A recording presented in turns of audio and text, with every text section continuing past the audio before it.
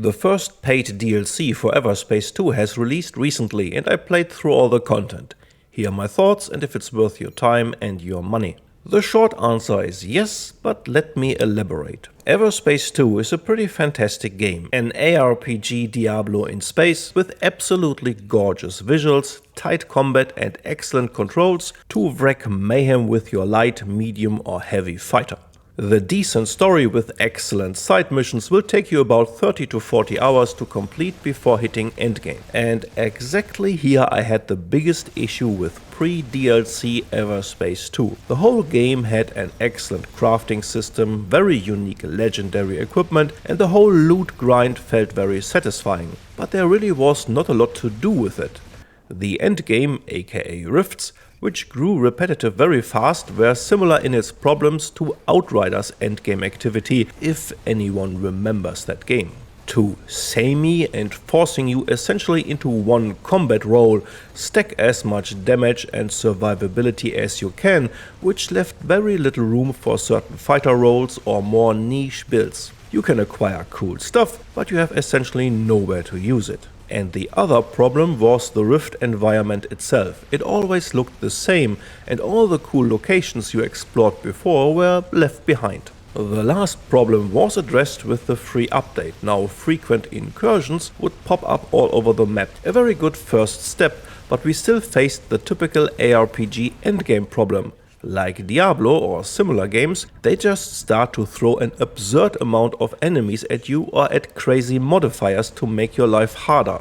And not in a fun way. At some point you can hardly see what's happening on your screen and you just tap through your cooldowns and hope for the best. This is an RPG problem in general in my eyes, and very few games manage to present an inventive solution. Now you could argue that not every game, especially with a well fleshed out story like Everspace 2, needs an endgame. And I agree, but Rockfish Games always marketed their game as an ARPG in space, and the whole loot progression was clearly designed to have an endgame progression, which didn't really exist as stated before. But opposite to the aforementioned Outriders, the Everspace 2 DLC does solve nearly all of the above-mentioned shortcomings of the endgame loop. We have diversity in content with now 4 different activities to choose from, and the activities let you approach the task with more varied builds. It is not all just more chaos and harder enemies. Let's go over the 2 new major offerings, the Warship Invasions, aka Titans, and Inner Space the Playable Movie, aka Leviathans. Both are introduced through a short questline, which will pop up the first time you enter Superlight to travel between stars. The Titans questline is significantly longer than the other one and will gradually introduce you to the random mechanics you have to deal with after you are done with the story. And no worries, the dreadful drone hacking part, which I absolutely hate, is only present one brief time in the story introduction and not in the actual Dreadnought Invasions later. And I admit I do not like the missile re-guiding mechanic very much, but maybe that's just me or a skill issue. After several encounters with it, I still find it very non-intuitive.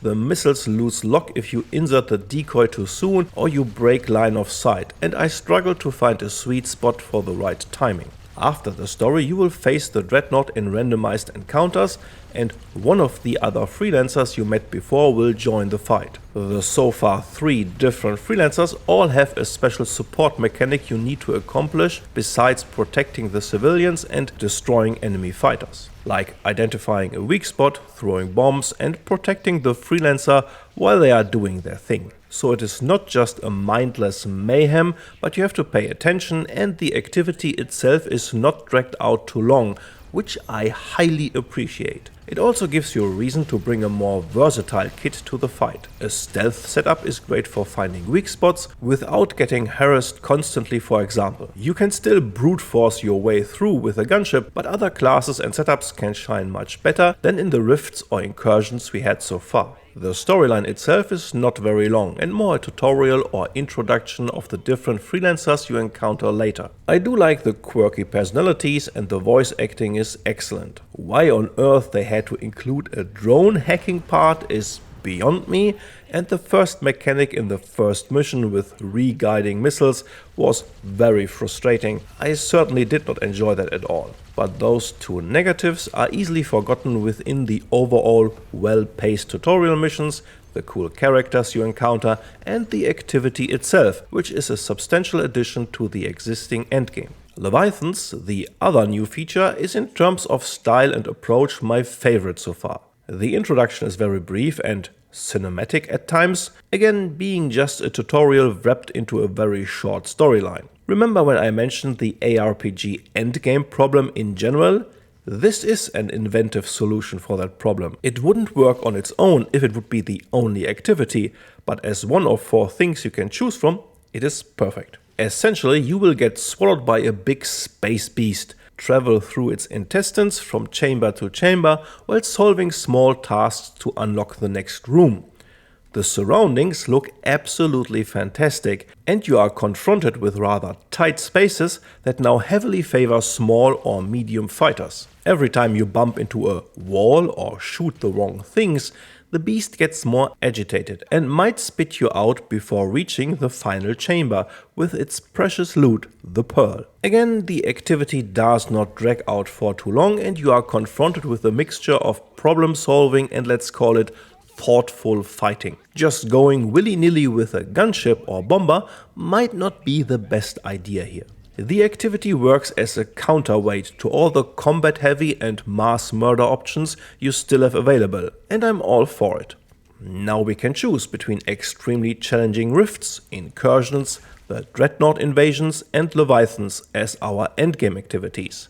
It feels great to fly around and just pick whatever you are most interested in, and I find myself even enjoying the occasional rift again, now that I don't have to do them all the time. I also tinker around much more with my different fighters and now explore dedicated builds for the various tasks. In addition, the DLC introduces new loot, new sets, new legendaries, new catalysts, new, very cool consumables like the Ultima Recharger or the smokescreen, and new cosmetic options for all fighters. Especially the new sets and legendaries offer some crazy new build options for you to explore. One of my favorites so far is the XM426 bioweapon that just eats through enemy health, bypassing shields and armor. In general, the legendary item design in Everspace 2 is top-notch, with each item being truly unique and special. In my opinion, for $15 or equivalent, you can do nothing wrong here. The amount of content for this price point is more than fair, even if the story missions themselves